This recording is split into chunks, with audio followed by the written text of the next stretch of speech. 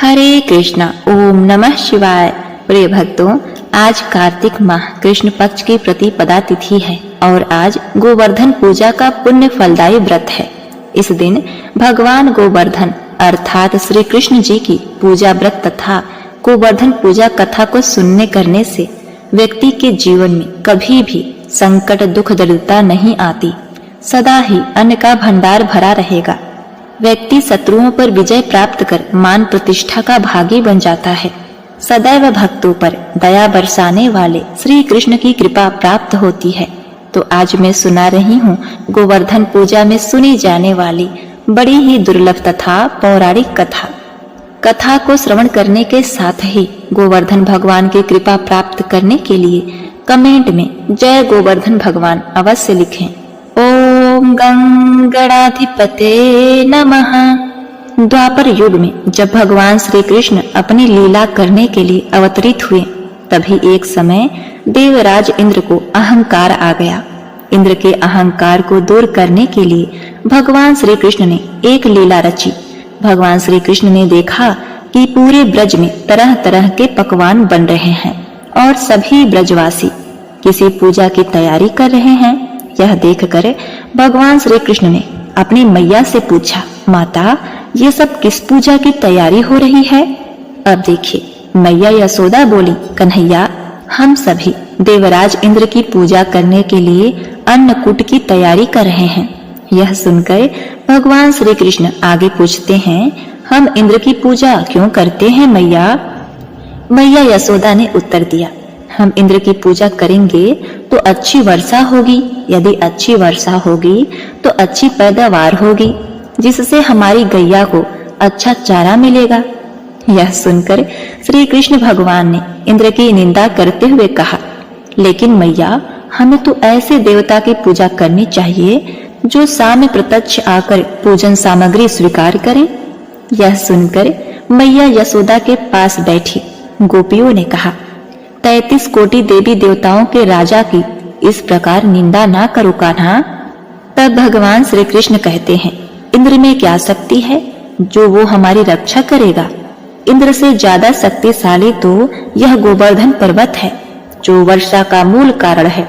इसलिए हमें गोवर्धन पर्वत की पूजा करनी चाहिए जहाँ हमारी गैया चरती है। इंद्रदेव तो कभी दर्शन भी नहीं देते और यदि उनकी पूजा ना करो तो वह क्रोधित हो जाते हैं। ऐसे अहंकारी की पूजा नहीं करनी चाहिए। तभी नंद जी वहां आ जाते हैं और वो कृष्ण से पूछते हैं, इंद्र की पूजा करने से हमें लाभ होगा, वर्षा होगी, गोवर्धन की पूजा करने से क्या लाभ होगा? श्री कृष्ण ने कहा, हमारी गैया गोवर्धन पर्वत पर चढ़ने जाती हैं। वो गोपियों के आजीविका का एकमात्र साधन है।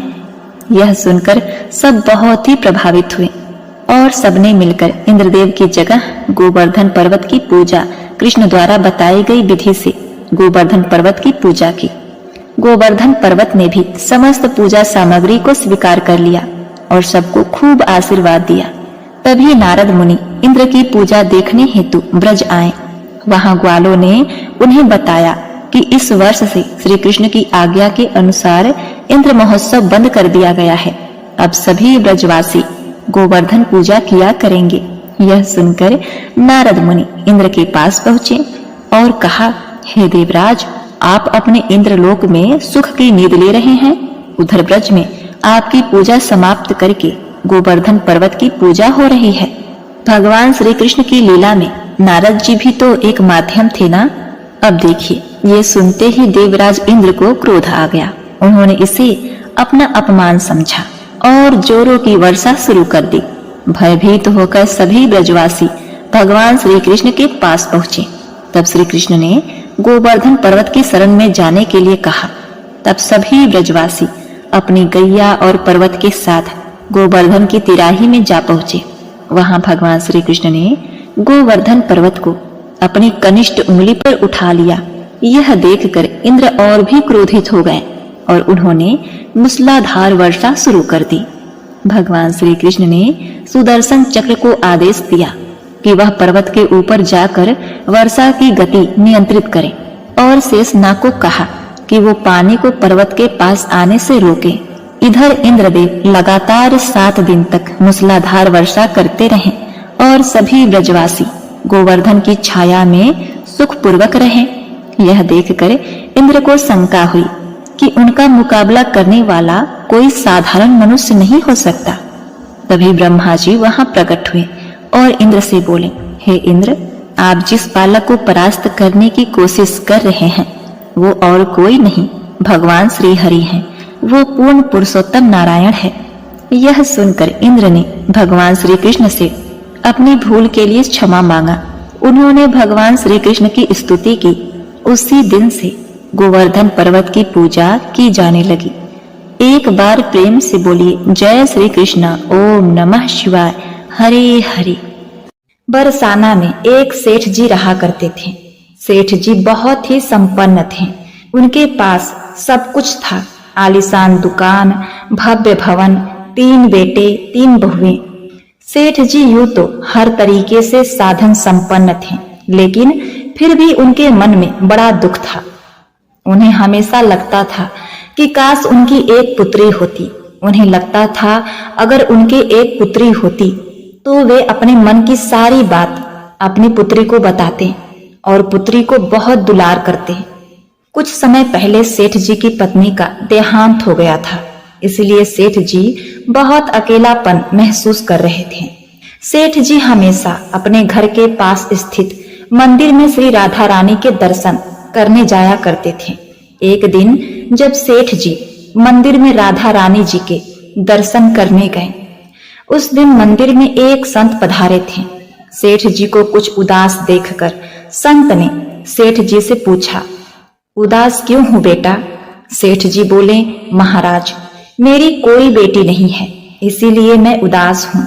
संत मुस्कुराए और बोले, यदि जीवन में किसी का अभाव है तो उसकी जगह भगवान को बिठा लेना चाहिए। सेठ जी बोले, महाराज, मेरे तो कोई बेटी नहीं है, तो मुझे क्या करना चाहिए?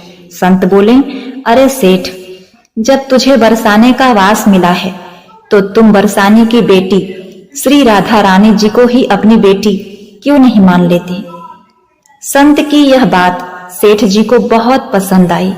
उसी दिन सेठ जी ने श्री राधा रानी का एक बड़ा चित्र मंगवाया और उसे अपने कमरे में लगा दिया।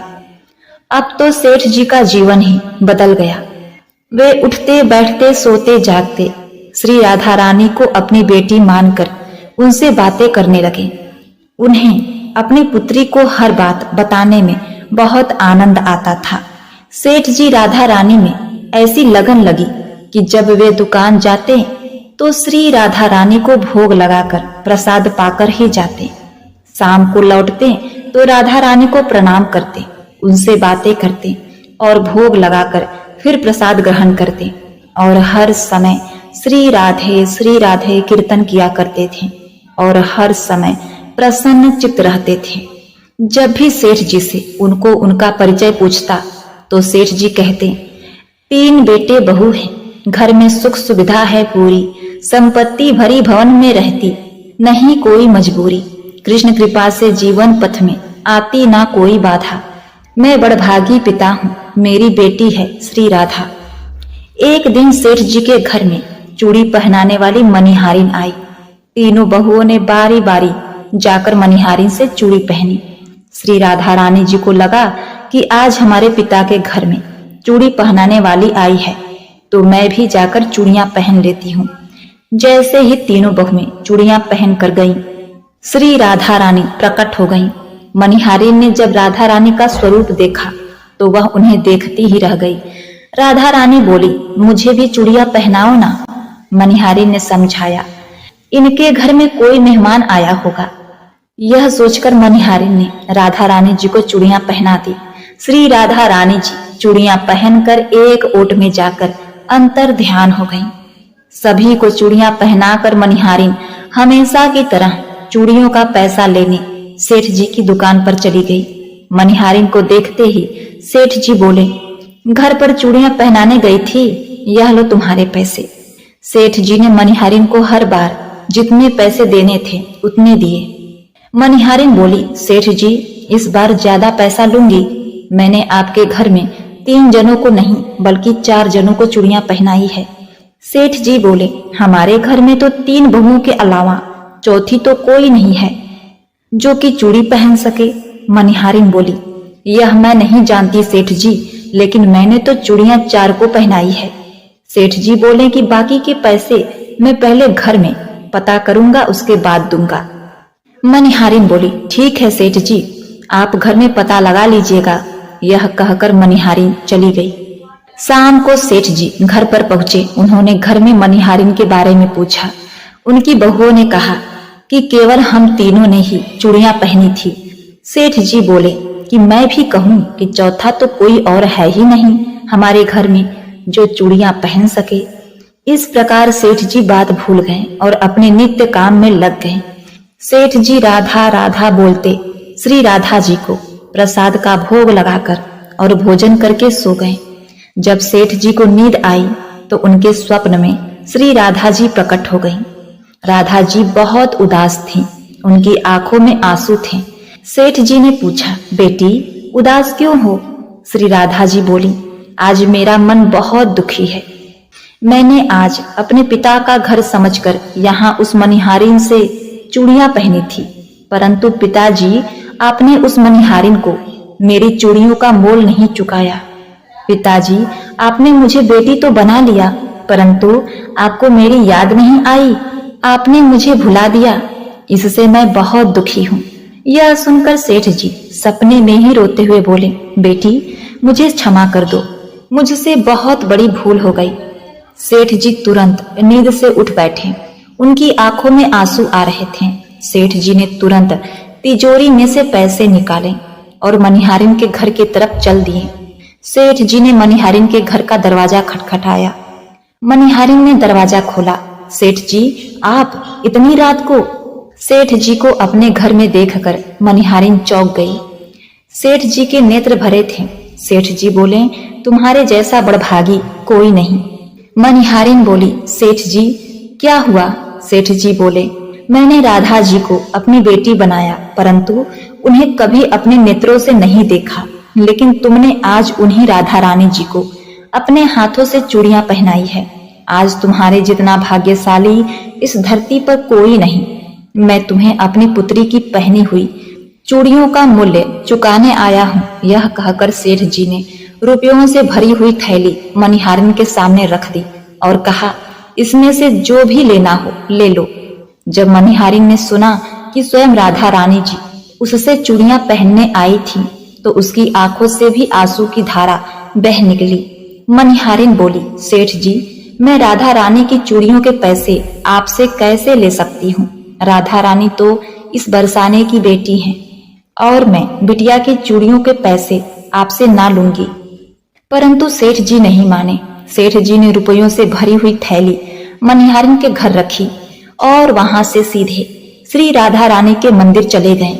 उसी दिन के बाद सेठ जी ने सब कुछ छोड़कर संन्यास ले लिया और अपना सारा कारोबार अपने बेटे को सौंप दिया और अपना शेष जीवन राधा रानी जी के मंदिर में राधा जी की भक्ति करते बिताने लगे। प्रेम से बोलिए जय श्री कृष्णा, जय हो राधा रानी। प्रिय भक्तगणों, अब आइए सुनते हैं चौथी कथा। द्वापर युग में अष्टावक्र नाम के एक प्रकांड विद्वान एवं संत हुआ करते थे। ऋषि अष्टावक्र का शरीर अपने पिता ही द्वारा मिले हुए श्राप के कारण 8 स्थानों से टेढ़ा था, यानी कि उनके शरीर के 8 अंगों की बनावट टेढ़ी मेढ़ी थी। इसी कारण वे जहां भी जाते लोग उनका उपहास करते और लोगों का यह व्यवहार देखकर ऋषि अष्टावक्र उन्हें श्राप दे दिया करते थे। एक दिन ऋषि अष्टावक्र जब बरसाना पहुंचे तो वहां उनकी भेंट श्री राधा रानी जी से हुई। राधा रानी जी कृष्ण के साथ विराजमान थी। अष्टावक्र जी को देखते ही राधा रानी धीमी धीमी मुस्कुराने लगी। जैसे ही अष्टावक्र जी ने उन्हें मुस्कुराता देखा तो वो क्रोधवश राधा रानी जी को श्राप देने लगे, परंतु श्री कृष्ण जी ने अष्टावक्र को रोकते हुए उनसे निवेदन किया कि हे संत, आप श्राप देने से पहले एक बार राधा रानी के मुस्कुराने के पीछे का कारण जान ले। जब अष्टावक्र ने कारण पूछा तो श्री राधा रानी जी ने उन्हें अपने हंसने का मुख्य कारण बताया। श्री राधा रानी जी ने कहा कि वे अष्टावक्र के अंतर मन में समाहित श्री कृष्ण की छवि देखकर हंस रही थीं। अष्टावक्र के भीतर का ज्ञान और उनके ज्ञान के स्रोत कृष्ण की मनोरम छवि से श्री राधा रानी आनंदित हो रही थी। राधा रानी की संपूर्ण बात सुनकर अष्टावक्र ऋषि ने अपनी भूल के लिए क्षमा मांगी और प्रसन्न होकर राधा रानी को आजीवन किशोरी अवस्था में रहने का वरदान दिया। किशोर अवस्था से ही राधा रानी का नाम किशोरी पड़ गया। तभी से श्री राधा रानी को श्री किशोरी कहा जाने लगा और आज भी ब्रज की हर बालिका को किशोरी जी का ही रूप माना जाता है। राधा रानी की किशोरी रूप में पूजा की जाती है और उनका भव्य श्रृंगार होता है। इसी बात पर प्रेम से बोलिए जय श्री राधा रानी, जय श्री कृष्ण। प्रिय भक्तों, अब आइए सुनते हैं 5वीं कथा। माता लक्ष्मी को जगत जननी कहा जाता है क्योंकि वे जगत के पालनहार भगवान विष्णु की पत्नी है। सारा संसार माता लक्ष्मी से ही प्रेम और माया से चलता है। पौराणिक कथा के अनुसार एक बार माता लक्ष्मी को इस बात का घमंड हो गया कि संसार में हर कोई लक्ष्मी जी को ही पाना चाहता है। लक्ष्मी के बगैर किसी का काम नहीं चल सकता। माँ लक्ष्मी के इस अभिमान को श्री हरि ने भाप लिया। तब श्री विष्णु जी ने सोचा कि माता का ये अहंकार समाप्त करना बहुत जरूरी है। इसीलिए उन्होंने कहा कि ये सच है कि देवी लक्ष्मी के बगैर संसार में कुछ भी नहीं हो सकता। सारा संसार आपको पाने के लिए व्याकुल रहता है, लेकिन फिर भी देवी आप अपूर्ण हैं। नारायण की बात सुनकर माता लक्ष्मी को बहुत बुरा लगा। उन्होंने नारायण से पूछा कि वे अपूर्ण कैसे हैं। तब विष्णु जी ने उनसे कहा कि जब तक कोई स्त्री मां नहीं बनती तब तक वह पूर्ण नहीं होती। ये जानकर माता लक्ष्मी जी को अत्यंत पीड़ा का अनुभव हुआ और वे अपने मन की बात कहने अपनी सखी पार्वती के पास पहुंची। उन्होंने कहा कि निसंतान होना बेहद परेशान कर रहा है, इसीलिए हे पार्वती, क्या आप अपने दोनों पुत्रों में से एक को मुझे गोद दे सकती हैं? माता पार्वती ने उनका दुख दूर करने के लिए ये बात मान ली और श्री गणेश को माता लक्ष्मी को सौंप दिया। इसके बाद से गणपति माता लक्ष्मी के दत्तक पुत्र कहलाने लगे।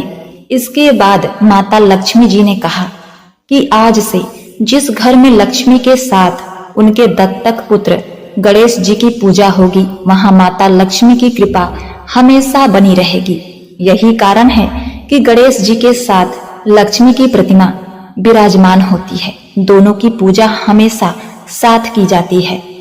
इसी बात पर प्रेम से बोलिए जय श्री लक्ष्मी, जय हो गणेश बाबा, जय श्री कृष्ण। प्रिय भक्तगणों, मथुरा के निकट एक गांव में एक छोटी लड़की रहा करती थी। वृंदावन के निकट होने के कारण वहां से कुछ लोग ठाकुर जी के दर्शन करने को जाते थे। जब वो छोटी बच्ची 5 वर्ष की हुई तो उसके घर वाले बाके बिहारी जी के दर्शन के लिए जा रहे थे। उस समय वाहन बहुत कम थे। उसको दर्शन को जाते देखकर छोटी लड़की ने कहा, पिताजी, मुझे भी अपने ठाकुर जी के दर्शन करने के लिए ले चलो। पिताजी ने कहा, पुत्री, अभी आप बहुत छोटे हो, इतना चल नहीं पाओगे। थोड़े बड़े हो जाओ तब तुम्हें साथ में ले चलेंगे। कुछ समय बीता। जब वह 7 साल की हुई तो फिर घर वालों का किसी कारणवश वृंदावन जाना हुआ। फिर उस लड़की ने कहा, पिताजी, अब मुझे भी साथ ले चलो ठाकुर जी के दर्शन करने के लिए। लेकिन किसी कारणवश वो उनको न ले जा सके। बच्ची के मन में ठाकुर जी के प्रति बहुत अगाध प्रेम था। वह बस उनका मन से चिंतन करती रहती थी और दुखी भी होती थी कि ठाकुर जी के दर्शनों को न जा सकी। आज तक गांव में उसके सभी सहपाठी प्रभु जी के दर्शन कर चुके थे। जब वो सब ठाकुर जी के मंदिर और उनके रूप का वर्णन करते तो इस बच्ची के मन में दर्शन की ललक और भी बढ़ जाती। समय अपने पंख लगाकर बढ़ता गया। कई वर्ष निकल जाने के बाद शायद उसके भाग्य में ठाकुर जी के दर्शन नहीं लिखे थे। अब वो 18 वर्ष की हो गई। तो उसके पिताजी को उसके विवाह की चिंता हो गई। उसका विवाह तय कर दिया गया। आप इसे संयोग कहिए या ठाकुर जी के प्रति प्रेम। उसका विवाह वृंदावन धाम में ही एक गांव में हो गया। वह लड़की बहुत ही प्रसन्न थी कि अब तो उसको भी ठाकुर जी के दर्शन होंगे।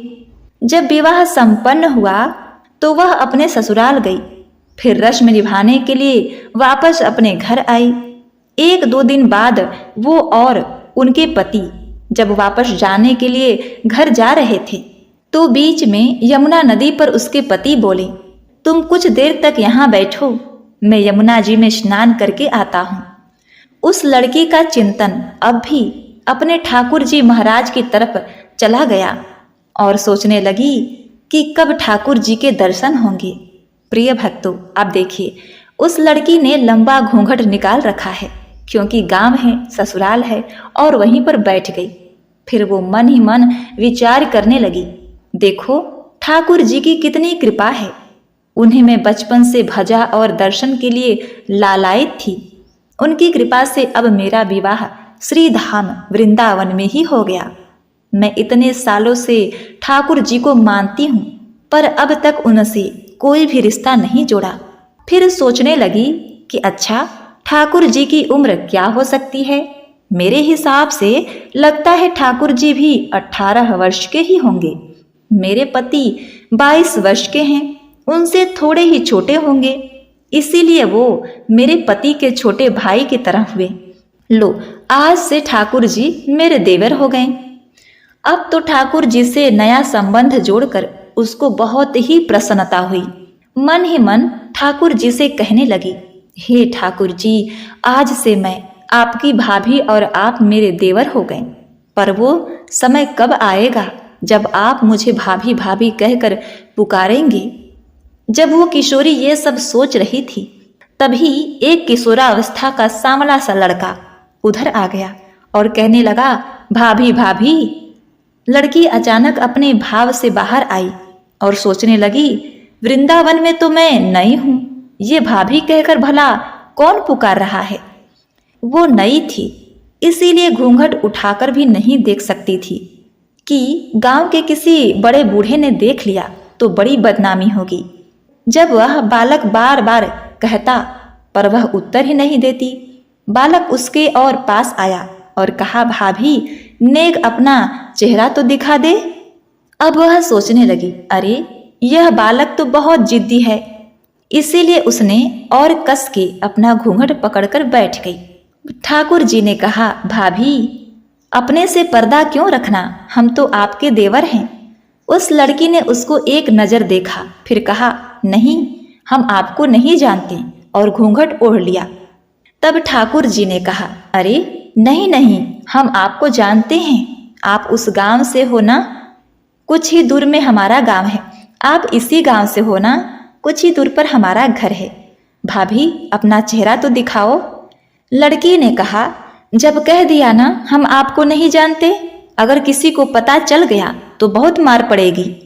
भगवान श्री कृष्ण मुस्कुराए और बोले, भाभी आप तो नाराज हो रही हो, देखो हम आपके इतने प्यारे देवर हैं, आपसे मिलने के लिए इतनी दूर तक आ गए हैं और आप हो कि बात भी नहीं कर रही हो।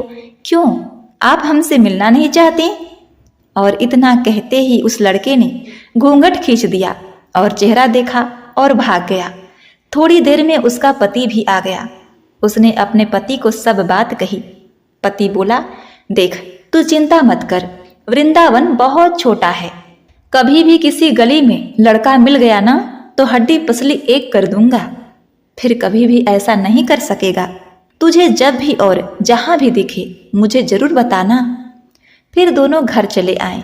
कुछ दिन बाद उसकी सासू माँ ने अपने बेटे से कहा, बेटा देख तेरा विवाह हो गया, अब तो बहू भी अपने मायके से आ गई, पर तुम दोनों अभी तक बाके बिहारी जी के दर्शन के लिए नहीं गए। कल तुम जाकर बहू को ठाकुर जी के दर्शन करा के लाना।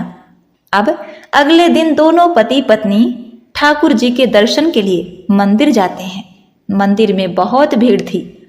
उसका पति कहने लगा, देखो तुम स्त्रियों के साथ आगे जाकर दर्शन करो, मैं आता हूं। जब वो आगे गई पर घूंघट नहीं उठाती। उसको डर लगता कोई बड़ा बूढ़ा देखेगा तो क्या कहेगा, नई बहू घूंघट के बिना ही घूम रही है। बहुत देर हो गई तो पीछे से पति ने आकर कहा, अरे बावली, ठाकुर जी सामने हैं, घूंघट खोलेगी तभी तो प्रभु जी के दर्शन कर सकेगी। अब उसने अपना घूंघट उठाया और जो बाके बिहारी जी की ओर देखा तो बाके बिहारी जी की जगह वो ही लड़का मुस्कुराता हुआ दिखाई दिया। तो वह चिल्लाने लगी, अजी सुनिए, जल्दी आओ जल्दी आओ। पति जल्दी से भागा भागा आया और बोला, अरे क्या हुआ? वह लड़की बोली, उस दिन जो मुझे भाभी भाभी कहकर भाग गया था ना, वह लड़का मिल गया। पति ने कहा, अच्छा कहाँ है बताओ तो, अभी उसे देखता हूँ। उसने ठाकुर जी की ओर इशारा करके बोली, ये रहा आपके सामने ही तो है। उसके पति ने जब देखा तो अवाक ही रह गया और वही मंदिर में ही अपने पत्नी के चरणों में गिर पड़ा और बोला, तुम बहुत ही धन्य हो। वास्तव में तुम्हारे हृदय में सच्चा भाव ठाकुर जी के प्रति है। हम इतने वर्षों से वृंदावन में हैं पर आज तक हमें उनके दर्शन नहीं हुए और तेरा भाव इतना सच्चा है कि ठाकुर जी ने तुझे दर्शन दे दिए। ठाकुर जी से सच्चे प्रेम से जो भी रिश्ता बनाओ तो ठाकुर जी उसे जरूर निभाते हैं, जैसे इस कहानी में ठाकुर जी ने देवर का संबंध बनाया। हे ठाकुर जी महाराज, आप भी अपने चरणों में हमें स्थान देना, हमें वैसे ही दर्शन कराना। आपके दर्शनों को हम लालायित हैं। जय श्री कृष्ण। ओम नमः शिवाय।